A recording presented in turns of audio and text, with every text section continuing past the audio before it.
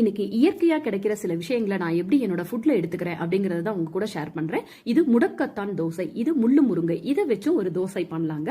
ஈஸியா அந்த இலையை அரைச்சிட்டு தோசை மாவுல மிக்ஸ் பண்ண வேண்டியதுதான்.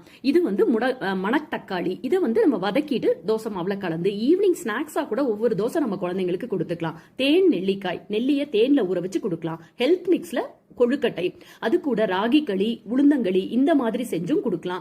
மந்தாரை இலைகள், ரோட்ல கூட இந்த இலைகள் கிடைக்குதுங்க. இதை வந்து துணிகளுக்கு பொதுவாக கூட நம்ம இட்லி அவிக்கும் போது கொழுக்கட்டை அவிக்கிற யூஸ் பண்ணிக்கலாம்.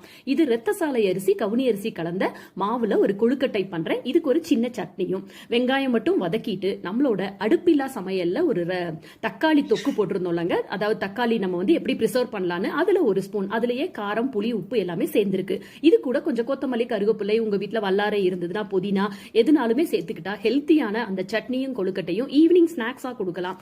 எதையுமே நம்ம தேடி போகிறது இல்லைங்க, நம்ம கடந்து போற பாதைகள்ல தான் இது எல்லாமே இருக்கு. இதை பயன்படுத்த பழகிக்கிட்டா மட்டும் நமக்கு போதும். இது வந்து ஆல் ஸ்பைசஸ் இலையிலேயே நான் அந்த கொழுக்கட்டையை அவிச்சு எடுத்துட்டேன்.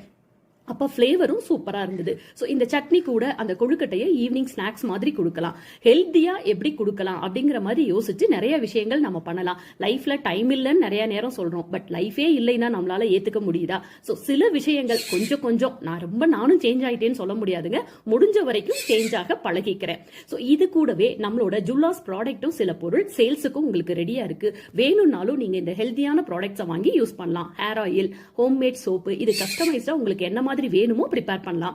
இட்லி பொடிகள், அது கூட சுக்குமல்லி காஃபி பொடி, இது வந்து காஃபியா இல்லாம டைஜஷனுக்கும் நல்லது, பிளஸ் கோல்டுக்கும் நல்லது. பிக்கிள்ஸ், நான்வெஜ் வெஜ் பிக்கிள்ஸும் நிறைய பிக்கிள்ஸ் சேல்ஸுக்கு ரெடி.